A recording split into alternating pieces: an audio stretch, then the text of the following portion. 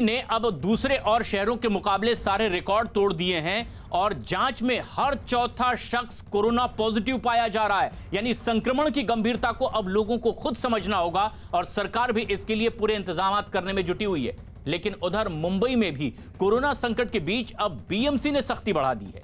मुंबई के दादर सब्जी मंडी में बीएमसी की एक टीम पहुंची और वहां लोगों को हटाना शुरू किया गया, जहां लोग भीड़ लगाकर खरीदारी कर रहे थे और साथ ही साथ जो दुकानें खुली थी उन्हें भी बंद करवाया जा रहा है। किस तरह के दादर सब्जी मंडी के हालात हमारे सहयोगी आशीष दीक्षित बता रहे हैं। इस समय हम मौजूद हैं दादर की सब्जी मंडी में, जहां का नज़ारा आपको दिखाना चाहूँगा कि कई सारे लोगों की दुकान आज फिर एक बार खुली है। वीकेंड लॉकडाउन होने के बावजूद यहां पर दुकानें खुली हैं, जहां पर भारी संख्या में लोग आ रहे हैं, खरीदारी यहां पर हो रही है। न्यूज़ 18 इंडिया का कैमरा जैसे ही पहुंचा तो लोग अपने मुंह पर मास्क चढ़ाने का काम कर रहे हैं। अभी यहाँ पर बीएमसी की एक टीम पहुँची है, जिन्होंने सख्त हिदायत दी थी कि भीड़ ना हो, सोशल डिस्टेंसिंग बिल्कुल नहीं हो रहा है।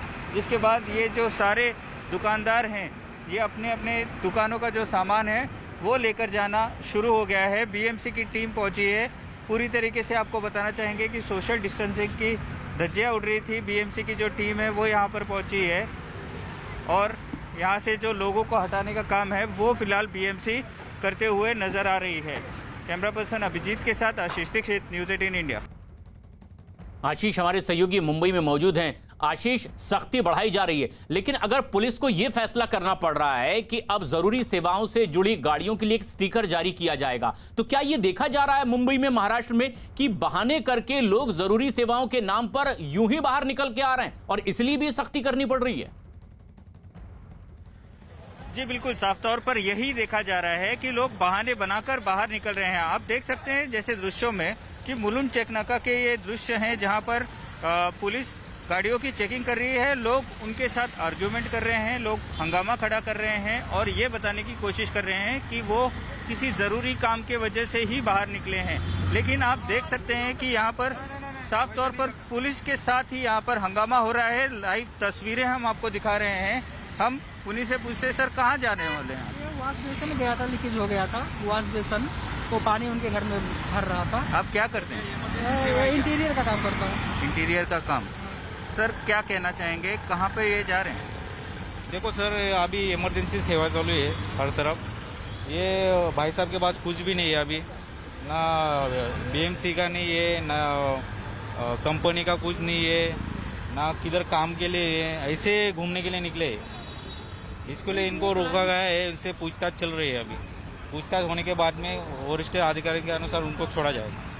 साफ तौर पर आप देख सकते हैं कि लोग बेवजह बाहर निकलते हैं, बिना किसी कारण के बाहर निकलते हैं और कई तरह के बहाने बनाते हैं। प्रशांत, ये सबसे अहम बात है कि ये लोगों को खुद अपनी जिम्मेदारी समझनी है और व्यवस्था को बेहतर करने में अपना योगदान देना है। महाराष्ट्र के बाद अब उत्तर प्रदेश में भी कुछ ऐसी ही खबरें आ रही है। कोरोना की रफ्तार बेकाबू तरीके से आगे बढ़ती दिखाई दे रही है उत्तर प्रदेश में। यूपी में पिछले 24 घंटे में कोरोना के 27,000 से ज्यादा नए मरीज सामने आए, जबकि इस बीमारी की चपेट में आने की वजह से उत्तर प्रदेश में 120 लोगों ने 24 घंटे में दम तोड़ दिया है। उत्तर प्रदेश की राजधानी लखनऊ की हालत तो सबसे ज्यादा खराब है। यहां एक दिन में ही 5,900 से ज्यादा कोरोना के नए केस सामने आए हैं। इसी तरह प्रयागराज में भी करीब 2,000, कानपुर में 1,800 से ज्यादा, वाराणसी में भी 1,600 से ज्यादा लोग कोरोना पॉजिटिव पाए गए हैं 24 घंटे के भीतर। कोरोना के बढ़ते खतरे को देखते हुए उत्तर प्रदेश की योगी आदित्यनाथ सरकार ने भी राज्य के कई शहरों में रात 8 बजे से सुबह 7 बजे तक कोरोना कर्फ्यू लगा दिया है।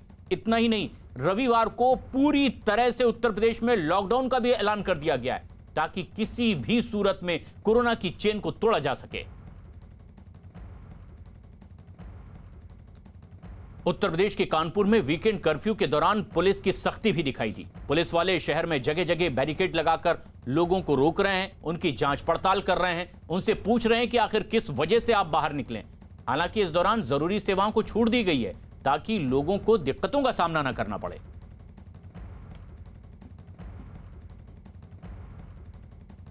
उत्तर प्रदेश ही नहीं, बिहार में भी कोरोना की वजह से हालात बिगड़ते चले जा रहे हैं। पिछले 24 घंटे के भीतर कोरोना के रिकॉर्ड 7,800 से ज्यादा मरीज बिहार में सामने आए और इसके बाद कोरोना के एक्टिव केस की संख्या बिहार में 39,000 के पार पहुंच गई है। बिहार की राजधानी पटना में कोरोना के करीब 1900 नए मरीज सामने आए हैं। इसी तरह से पिछले 24 घंटे में गया में 610, मुजफ्फरपुर में 541, बेगूसराय में 326, भागलपुर में भी 322 और पूर्वी चंपारण में 269 नए केस कोरोना के सामने आए पिछले 24 घंटे के भीतर। कोरोना के बढ़ते खतरे को देखते हुए राज्य के 3 मेडिकल कॉलेज को अब कोरोना अस्पताल में तब्दील कर दिया गया है। राज्य में कोरोना के बढ़ते खतरे के बीच लॉकडाउन की आहट भी अब सुनाई देने लगी है। हालांकि इस पर कोई आखिरी फैसला भी नहीं किया गया है। एक दिन पहले ही कोरोना की बेकाबू रफ्तार को लेकर के राज्यपाल फागू चौहान की अध्यक्षता में सभी दलों की एक बैठक भी बुलाई गई थी, जिसमें कोरोना से निपटने पर चर्चा की गई है। खबर है कि आज बिहार के मुख्यमंत्री नीतीश कुमार सभी जिलों के डीएम और एसपी के साथ भी एक बेहद महत्वपूर्ण बैठक करेंगे, एक प्रेस कॉन्फ्रेंस करेंगे और इसमें कुछ सख्त कदम उठाए जाने का ऐलान भी कर सकते हैं। कई और राज्य जहां कोरोना बेतहाशा बढ़ता चला जा रहा है, राजस्थान उन्हीं में से एक है। एक दिन में राजस्थान में कोरोना के 9,000 से ज्यादा नए केस सामने आए हैं। 37 कोरोना मरीजों की इसकी वजह से मौत भी हो गई है। एक दिन में ही कोरोना का यह आंकड़ा डराने वाला है। राजस्थान में हर दिन कोरोना के केस अब लगातार बढ़ते चले जा रहे हैं। हालांकि राज्य सरकार लोगों से कोरोना नियमों का पालन करने की लगातार अपील कर रही है। इसके बावजूद लोग लापरवाही करते दिखाई दे रहे हैं। राजस्थान सरकार ने आरटीपीसीआर जांच की अब जो रेट हैं वो घटा दिए हैं, 350 रुपए करने का भी निर्देश दिया गया है। लेकिन सबसे ज्यादा प्रभावित राज्य में तैयारियां और ज्यादा सख्त। आशीष दीक्षित हमारे सहयोगी मुंबई से जुड़ रहे हैं। आशीष, क्या और भविष्य में कदम उठाए जा सकते हैं कि महाराष्ट्र में बढ़ती इस और रफ्तार को रोका जा सके, कोरोना पर लगाम लगाया जा सके? क्या संकेत मिल रहे हैं? जी, साफ तौर पर संकेत मिल रहे हैं कि पुलिस और प्रशासन अब और ज्यादा सख्त होने वाली है। यहाँ की तस्वीरें हम आपको दिखाना चाहेंगे कि यहाँ पर अब जो गाड़ियों के लिए हैं, जो अत्यावश्यक सेवा में चलने वाली जो गाड़ियाँ हैं, उनके लिए कुछ ही देर में यहाँ पर स्टिकर्स का डिस्ट्रीब्यूशन होगा, जिसके लिए खुद मुंबई पुलिस के कमिश्नर यहाँ पर पहुँचने वाले हैं। ऐसे में जो अति आवश्यक गाड़ियाँ हैं, जो एसेंशियल गाड़ियाँ हैं, उनके लिए लाल स्टिकर होगा। वहीं पर जो सब्जियों की गाड़ियाँ हैं उनके लिए ग्रीन होगा।